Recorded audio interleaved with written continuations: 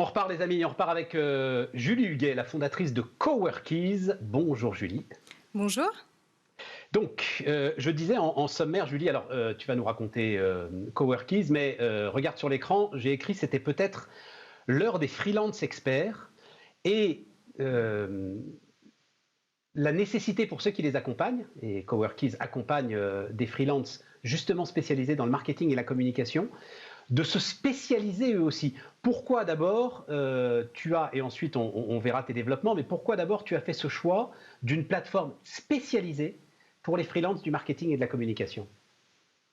Alors c'est une bonne question. En fait, il y a plusieurs réponses. La première, c'est que je suis moi-même issue de ce secteur. Je travaillais pour l'annonceur dans l'horlogerie du luxe pendant plus de 7 ans.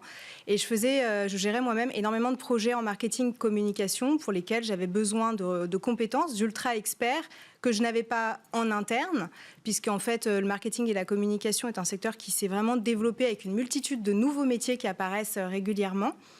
Et je devais les trouver en externe sans avoir forcément la bonne option. Je devais aussi également gérer pas mal de complexité par rapport au sourcing, au référencement de ces indépendants, etc. Et je me suis dit qu'il manquait une solution. Donc j'ai d'abord répondu à mon propre besoin. Mais d'une manière générale, avant de créer Coworkies, je m'étais déjà rendu compte que en fait, le freelancing explose, il y en a de plus en plus, avec au démarrage souvent des métiers de l'informatique qui étaient un peu les pionniers à exercer leur métier en indépendant, mais que finalement, ils ont apporté aux entreprises une nouvelle méthodologie de travail, une manière de travailler plus agile, ce qui fait que ça s'est étendu à d'autres secteurs.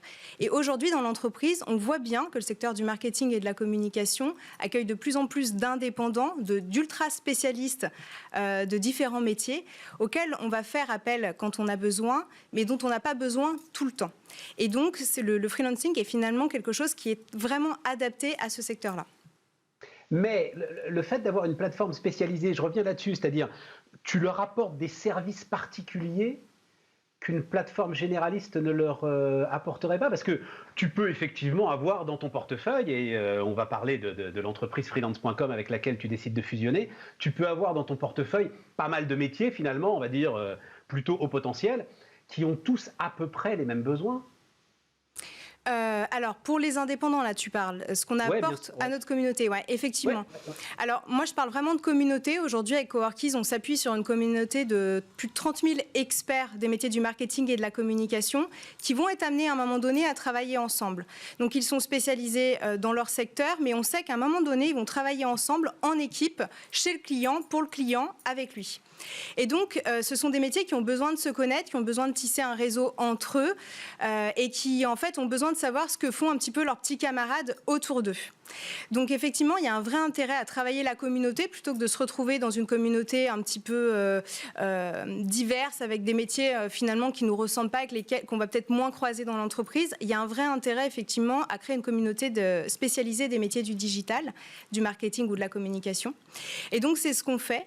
Donc, on a créé cette communauté qu'on anime, qu'on forme, pour laquelle on organise pas mal d'événements, comme par exemple les cafés freelance, qui sont une rencontre normalement physique, mais en ce moment plutôt digitale, mensuelle, qui leur permet d'élargir leur réseau, de partager des tips, d'aborder des problématiques qui sont propres à leur métier. Ouais, tu deviens presque un réseau social professionnel finalement, autant qu'une plateforme de mise en relation. Oui, pour les indépendants, c'est essentiel, effectivement. Et puis, ensemble, ils vont créer des nouvelles tendances, ils vont créer des équipes, ils vont être amenés à créer des collectifs de freelance. Et ça, en fait, ça se provoque aussi. Donc, c'est aussi notre rôle de les mettre ensemble, de les mettre en lien et de leur permettre de se retrouver. Comment tu gères la concurrence au milieu de ce magnifique collectif-là, où tout le monde s'aime et se coopte? Alors, en fait, on a un axe différenciant avec Coworkies. Il y a énormément de plateformes, il y en a beaucoup de généralistes, il y en a beaucoup qui ont d'ailleurs disrupté le marché, comme Freelance a pu le faire vis-à-vis des grosses SS2I, en proposant une manière agile de travailler avec les freelances. Mais dans le secteur du marketing et de la communication, c'est assez récent. Donc, on voit vraiment une poussée du nombre d'indépendants, mais ce n'est pas encore dans les mœurs.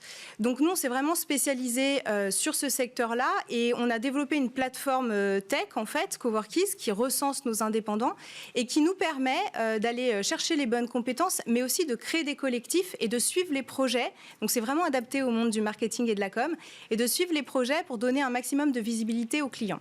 Donc on est un guichet unique et on a une plateforme qui matérialise ça en fait. Il y a un sujet avec, qui va un petit peu au-delà et qui touche assez souvent d'ailleurs l'achat de prestations intellectuelles. Sur ce sujet du freelancing et de l'achat de prestations intellectuelles, c'est qu'en fait, tu peux très très facilement faire s'effondrer les coûts. À partir du moment où les coûts de fabrication par définition sont très réduits, puisque on a vu énormément de plateformes naître d'enchères inversées, il faut bien les appeler comme ça. Comment est-ce qu'avec, notamment dans le domaine du marketing et de la communication, des jeunes gars qui sont prêts à tout pour se faire un nom et qui sont prêts à tout pour être publiés, qui sont prêts à tout pour avoir un premier contrat et même à travailler quasi gratuitement. Donc ça aussi, c'est un sujet pour toi, j'imagine. Comment est-ce que tu gères ce sujet ? Oui, c'est un vrai sujet. D'ailleurs, c'est très amusant parce qu'on a fait un événement le mois dernier qui s'appelle Freelance, arrête de te brader. Et qui était un événement fait pour justement expliquer comment bien positionner son TJM, quelles sont les questions à se poser, quelle prise donner. TJM, il faut que tu dises ce que c'est, un taux journalier. Tout à fait. Donc voilà, c'est le taux journalier moyen. Un indépendant, ce qu'il faut savoir, c'est qu'il est libre de fixer son TJM et on n'a pas de rôle à avoir là-dessus. En tant que plateforme d'intermédiation, on ne doit pas du tout imposer un TJM ni côté client ni côté freelance. En revanche, on est là effectivement pour les conseiller et on se rend compte que souvent les TJM, les indépendants ont du mal à se donner un prix parce que ça veut dire s'auto-donner une valeur aussi. C'est quelque chose qui n'est pas évident. Donc on les accompagne sur ce sujet.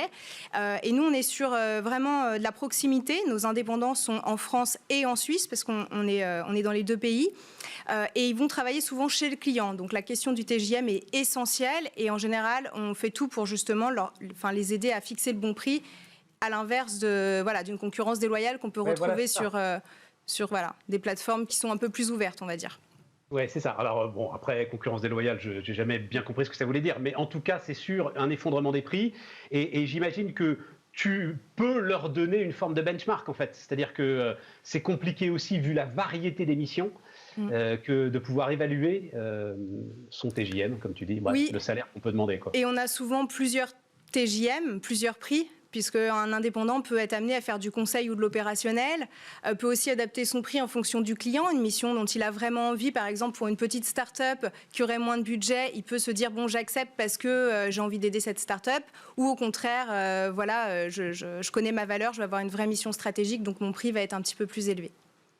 Bon, et Julie, donc tu as décidé récemment de fusionner finalement ton entreprise. Alors, vous dites fusion, mais en gros, il t'absorbe, quoi. Dans la grosse plateforme freelance.com, alors qu'on connaît sur Bismart, et ils sont déjà venus nous voir. C'est quoi? Je voudrais pas dire de bêtises, j'ai pas regardé malheureusement, plus de 200 millions d'euros de chiffre d'affaires, freelance, je crois. 375 millions l'année dernière. Ouais. Tout à fait. Pourquoi tu vas te noyer là-dedans alors, après l'ensemble des bons arguments que tu nous as donnés pour être indépendante? Parce qu'on ne va pas se noyer là-dedans, justement. C'est vraiment un mariage stratégique. On est ultra complémentaires. En fait, ce qu'a fait le groupe freelance.com avec le marché de la SS2I, c'est quelque chose qu'on veut faire avec le marché du marketing et de la communication. C'est-à-dire qu'ils ont été capables de rassembler une communauté d'experts indépendants, start-up et petites PME qui mettent en relation avec les grands comptes pour leur apporter un maximum d'agilité. Et nous, ce qu'on est capable de faire avec Freelance, avec Coworkies, ça y est, je suis déjà dans le groupe, c'est la même chose au niveau du marketing et de la communication. Et on est persuadé en fait de pouvoir apporter cette agilité, cette ultra-expertise qu'on retrouve chez nos freelances aux grands groupes. Donc en fait, l'idée du mariage, c'est que finalement freelance.com va être un formidable accélérateur pour notre activité sur le marketing et la communication. On va bénéficier de leur savoir-faire et de leur ouverture dans les grands comptes. Et puis nous, on va leur apporter finalement la carte marketing et communication auquel ils ne répondaient pas encore, ainsi que la plateforme qu'on a pu développer. Voilà. Bien.